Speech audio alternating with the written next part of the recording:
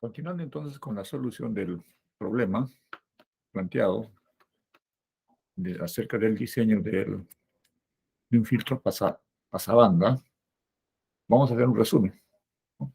Resumen. En primer lugar, la primera parte es encontrar para el formato de la función de transferencia del circuito. En este caso, volver a mostrarlo, ¿no? Este circuito, que es un filtro pasabanda, en la cual tenemos que diseñar los valores R1, R2, R3, C2 y C1, ¿no? Tiene este formato, ¿no?, de solución que hemos visto. Y vemos que es un sistema de segundo orden. Perfecto. Este sistema de segundo orden, resumido en un estándar, es este HDS, igual a K veces omega 0 sobre el factor de calidad Q por S. Y en el denominador es una función cuadrática, S cuadrado más omega 0 entre Q por S más omega 0 cuadrado. Muy bien. Esta expresión que representa la forma del circuito está vinculado con los componentes que vemos en la siguiente igualdad, ¿no? Esta es una igualdad aquí. Vamos a corregir aquí. Es igual. El formato es el mismo, solo que ahora están los componentes del circuito, ¿no? Muy bien. Entonces, esta forma, antes de avanzar hacia adelante, observamos que está vinculado con esta forma de la transformada de Fourier de la tabla, ¿no? Donde para el formato AS sobre S cuadrado más 2AS más C, en el tiempo tiene esta estructura de RE a la menos AT coseno BT más teta por U de T, ¿no? Entonces, estos parámetros R, A, B y teta están definidos en este espacio, ¿no? R es el cociente de A, el coeficiente asociado en el numerador a la variable C, sobre B por raíz de C. B, por otro lado, está definido como el coeficiente C más A al cuadrado. Y finalmente, teta, es el ángulo de fase, es el arco tangente de A sobre B. ¿Sí? Entonces, son ya parámetros definidos con ayuda de la tabla. Entonces, ahora, regresando al HDS del circuito, ¿no?, que tiene la misma forma de lo anterior, o sea, este AS sobre S cuadrado más 2AS más C, pasamos a construir el diseño. Entonces, de forma muy particular, ¿no?, para ejercicio, vamos a hacer que C1 y C2 sea C, un valor C, ¿no? Entonces, nuestro HDS se simplifica, no en la parte de los circuitos, no acá, en la parte de circuitos, donde C2 y C1 se convierten en C. Entonces se reduce las expresiones, cambia el formato, ¿no?, para C1 y C2 iguales. Teniendo en cuenta este HDS, entonces, por comparación, por ejemplo, de K omega 0 Q, ¿no?, del HDS, su equivalente va a ser menos 1 sobre R1C. De esa relación, entonces podemos despejar R1. Si ustedes observan, R1, esa relación, ¿no?, de este coeficiente en celeste K omega 0 entre Q y con el menos 1 entre R1C, ¿no? Igual. Y de ahí se despeja R1. De igual forma con R2, ¿no? R2 y R3. De las relaciones entre el HDS del esquema en celeste con la función de transferencia, donde se observa la distribución de la ubicación de los componentes, el valor de los componentes, ¿no?, simbólicamente representados en negritas. Entonces, de allí salen estos valores R1, R2, R3 y el factor de ganancia K. Muy bien. Entonces, ya con esos valores podemos diseñar. ¿no? Los valores de resistencia. El único que tenemos que dar como punto de referencia va a ser el condensador. Bien.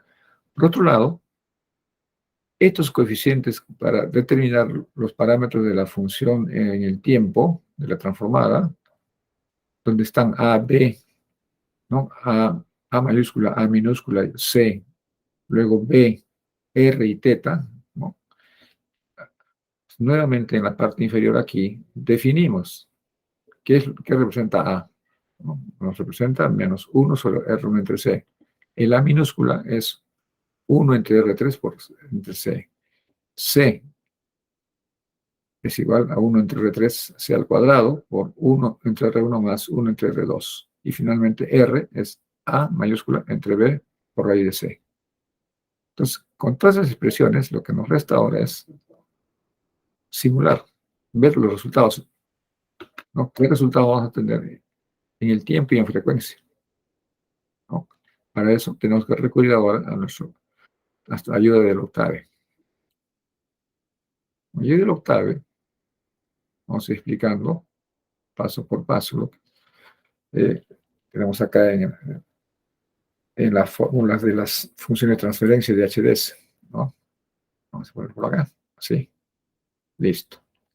Entonces, veamos. En primer lugar, dato de diseño. En la parte superior tenemos la frecuencia de la señal de entrada, ¿no? La señal de entrada, una frecuencia de 2 kilohercios. 2 kilohercios. Perdón, son datos del circuito. Como verán ustedes, acá en el HDS del sistema, tenemos el omega 0, que es la frecuencia natural del circuito, frecuencia natural de oscilación del circuito. Entonces, si omega 0 es una frecuencia en radianes por segundo, desde el punto de vista de Hertz sería F sub 0, ¿no? Por eso que aquí vemos F sub 0, 2 kilohercios. Entonces, omega sub 0, 2 pi por F sub 0. Ya está. Por otro lado, tenemos el ancho de banda. El ancho de banda es de 200 Hz. 200 Hz. Y luego Q, que es el factor de calidad, es el cociente de la frecuencia central del circuito sincronizado versus el ancho de banda, BW. Y finalmente tenemos K igual a 10, un elemento de ganancia, K, ¿no? Menos 10. Bueno, son datos, ¿no? de lo que nos estamos planteando. Una frecuencia de sintonía de 2 kHz, o frecuencia natural, en este caso. El ancho de banda de 200 Hz, y factor de calidad, el cociente F0 entre B doble, y finalmente el elemento de ganancia K igual a menos 10. El punto de circuitos, el valor inicial que colocamos, vamos a asumir que el condensador que tengo en mi ferretería de dispositivos es 0.047 microfaradios, por ejemplo, punto de partida. Si no satisfacen los cálculos, se modifican y se vuelve a recalcular, ¿no es cierto? Entonces, punto de partida nada más es C con 0.047 microfaradios. Luego R3, la forma de cálculo, que ya lo hemos establecido acá en el formato, es 2Q sobre entre omega sub 0 por C. ¿No? Está acá, en el lado izquierdo. Traducida acá. R1 de igual forma, factor de calidad, entre K por omega 0 y C. Y finalmente el cálculo de R2 es factor de calidad entre 2Q al cuadrado menos K. Todo eso multiplicado por omega 0C en el denominador. ¿No? O sea, lo que he trasladado son las fórmulas que hemos deducido en esta parte escrita. Luego, calculamos. Y aquí sí tenemos que colocar el HDS, es la función de transferencia, ¿no? del circuito, basada en K, omega 0, Q, ¿no? Que ya lo tenemos ya como dato de entrada, ¿no es cierto? Y vamos a graficar. En forma análoga, esta misma función de transferencia, pero en función a los elementos de los componentes del circuito, capacitores y resistencias, le llamamos HDSR, ¿no? Obviamente, si la la fórmula ha sido correctamente programada, tanto HS como HSR debe generarme los mismos datos, los mismos datos. Bien, bien.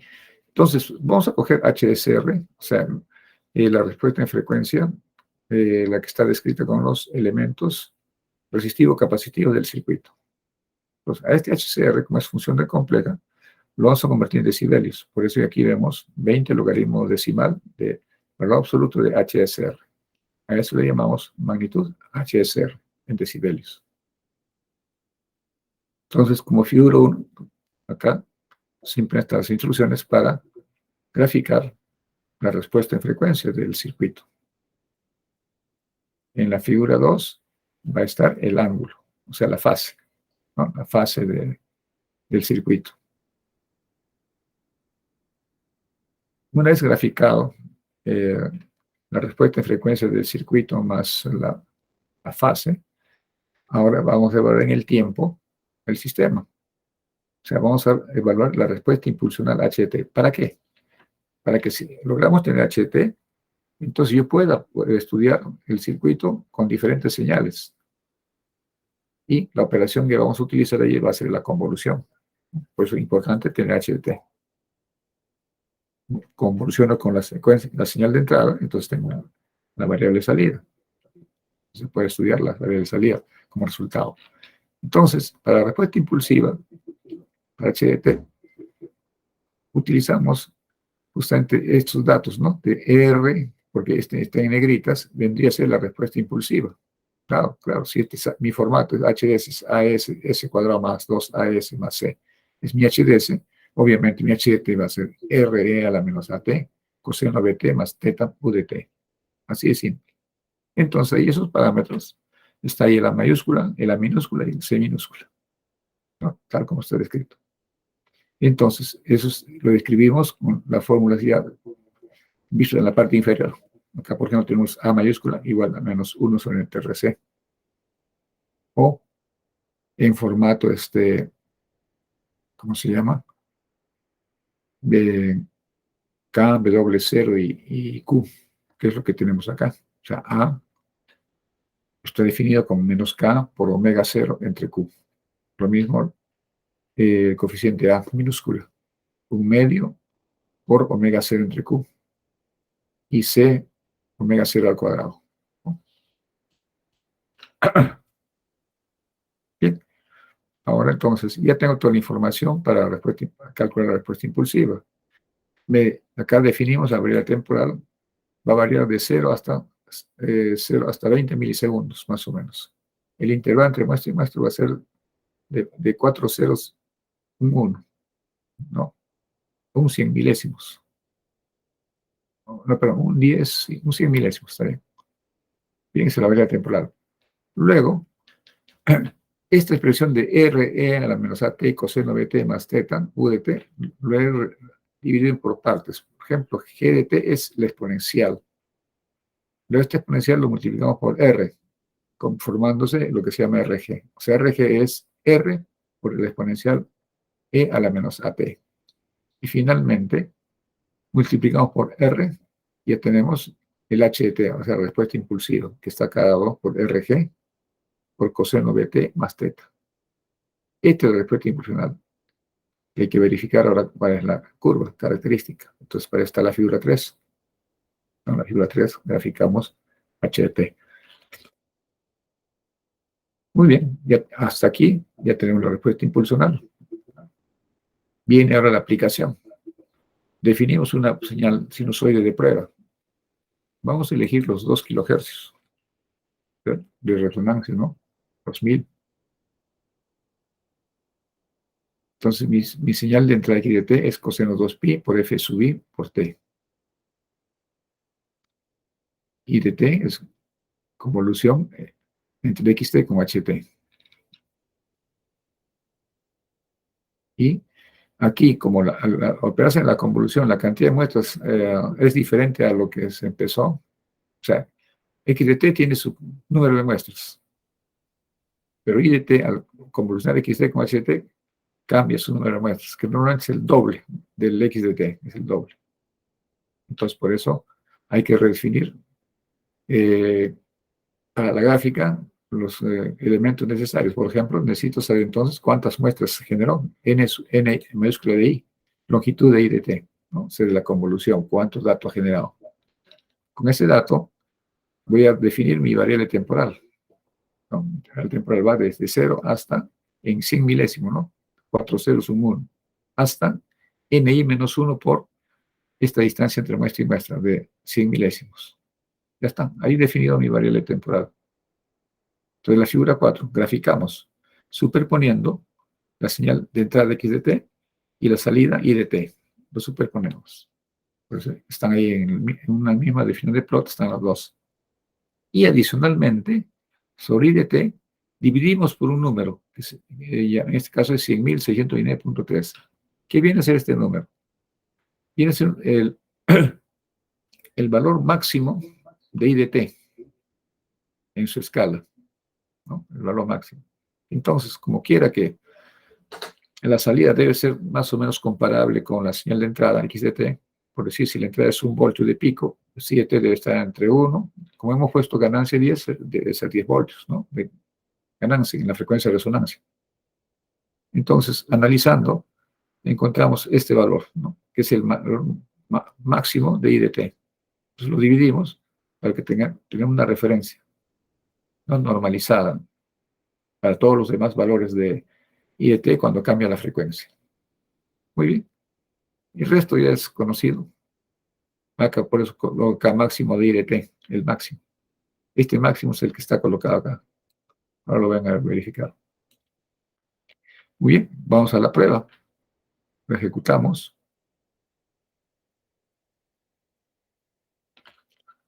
Esperamos resultados. Estoy calculando. Ya terminó. Como ven, acá está el valor máximo de la señal, que de la salida de T es 106.293.02. ¿No? Ese es el cociente que tenemos acá. Es un factor de escala nada más. Entonces, miremos los resultados que ya he graficado aquí.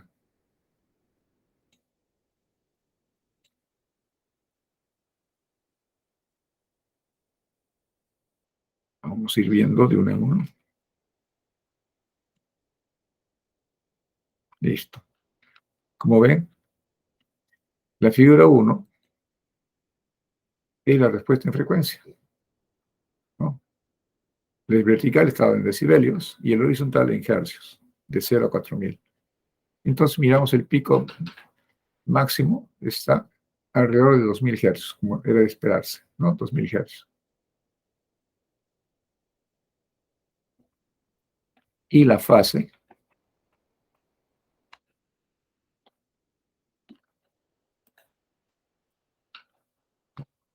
también. Si se dan cuenta, alrededor de la frecuencia de 2.000 hercios es más o menos lineal dentro del ancho de banda. Más o menos lineal. Fuera de esa consideración, ya es no lineal, ¿no? Estrictamente, entonces, este filtro es de característica de fase no lineal, pero por la consideración del caso de usar solamente el tramo lineal, bien, se va a comportar como debe. Luego de tener esta presentación, tenemos ahora la respuesta impulsiva, ¿no? Es una oscilación amortiguada. Justamente esa oscilación amortiguada es de 2 kilohertz. De 2 kilohertz. Es la frecuencia natural de oscilación del sistema. Muy bien. Entonces, esta señal es la que va a convolucionar ahora con una sinusoide, ¿no? Y al convolucionar con la sinusoide, el resultado tenemos este de acá. Como ven, la amplitud de la entrada es el azul, que es de 1 voltio. El azul es 1 voltio de pico. Y el rojito es 10 voltios, ¿no? Porque la ganancia es 10. Entonces, 10 veces. Perfecto. ¿Cómo probamos entonces que esto funciona? Vamos al código nuevamente y observamos lo siguiente. Si yo sé, por ejemplo, que mi frecuencia es de 202 kilohercios, mi ancho de banda, ¿en qué frecuencia izquierda y derecha resultaría. Entonces, analizamos. Si mi salida es 10 voltios máximo, 10 voltios, ¿no? El 70,7% de 10 voltios es 7 voltios. Entonces, sobre 7 voltios, o sea, esta señal caerá hasta un valor de 0,7 voltios, ¿no? Que es el raíz de 2 sobre 2, o 0,707, ¿no? Repito, acá es 10, está en la frecuencia de resonancia. Ahora voy a cambiar a otra frecuencia en la cual caiga la amplitud a un 70%. Como el ancho de banda que hemos elegido es de 200 hercios, ¿no? Este es parte del cálculo, 200 hercios, entonces es obvio que debe correr en 2 kilohercios entrada del filtro, a la izquierda bajar 100 hercios y a la derecha bajar 100 hercios. Lo que quiero decir es lo siguiente. Vamos a mostrar aquí la gráfica. Si tuviéramos el ciclo sincronizado de esta manera, quiero decir lo siguiente. Acá está mi frecuencia de resonancia. Este es mi 2000 hercios. Entonces, como el ancho de banda que hemos considerado es de 200 hercios, entonces de la mitad a la izquierda va a ser 100. Y de la mitad a la derecha va a ser otro 100. Dicho de otra manera, si lo proyectamos verticalmente hacia el horizontal, diremos, esta frecuencia va a ser 1900, a ver, 100 hercios y 1900 hercios. Y este de la derecha debe ser 2100, ¿no? 100 hercios más. 2100. Caramba. Ya está. Entonces, este derecho serían 2000 más 100 hercios más. 2000, a ver, 2 kilohercios más 100, 2100. Listo. A esos valores, el nivel de señal debe caer al 70%. Vamos a probarlo. Pongamos 1900, el de la izquierda. 1900. Ejecutamos y observemos los resultados.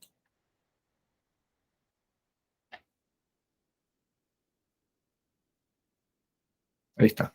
Observen, ¿no? Cayó la amplitud. Y si leo, más o menos es de 6,94. Es el puntero, pero en el código les puse el valor máximo, ¿no? Para que calcule el computador. Vamos a preguntarle qué ha calculado. Eso está aquí en la pantalla de comandos. No, perdón, está bueno. No, un ratito, acá lo vamos a resolver. Necesitamos el IDT máximo, el IDT entre este acá. Porque este es el que está marcando la diferencia. Necesitamos valor el máximo de esa función. Listo, ahora sí. Vuelvo a correr. Listo. No se repitió el tema, pero vamos a leer en el calculador cuánto nos va a decir. Ahora sí, ahí está. 7,477. Está dentro de lo estimado. Debería haber sido 707. Pero bueno. Decimal más, decimal menos, está dentro del ancho de banda. Los 100 hercios a la izquierda. Lo mismo va a ocurrir a la derecha. Voy a poner 2100, ¿no? O sea, lo que en la práctica reciente es verificar el ancho de banda. 2100. Porque el diseño es 200 Hz ancho de banda. Sobre 2 kHz. Entonces, eso quiere decir que 100 a la derecha y 100 a la izquierda. Es el incremento para el ancho de banda. Entonces, aquí vamos a probar el otro extremo, 2100. ¿No? Más o menos verificamos acá. Es más o menos de 7,1 aparentemente, pero miramos en el calculador qué valor nos ha producido. 7.6, ¿no?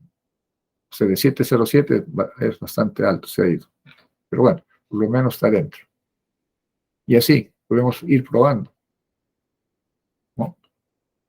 Punto por punto. O sea, frecuencia por frecuencia de prueba. Muy bien.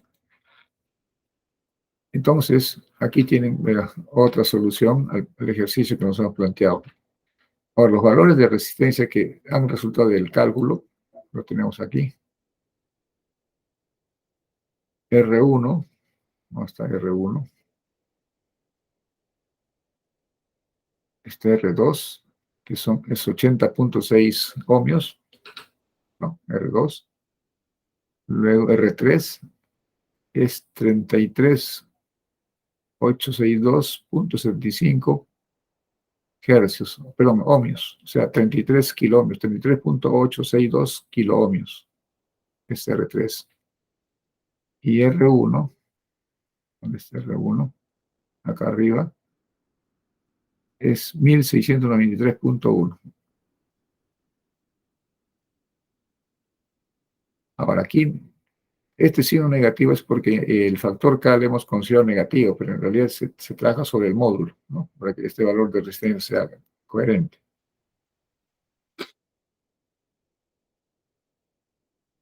Listo. Bien, entonces, de esta forma hemos mostrado la solución y los valores de los componentes del circuito, ¿no? R1, R2 y R3. Bien, cerramos la grabación.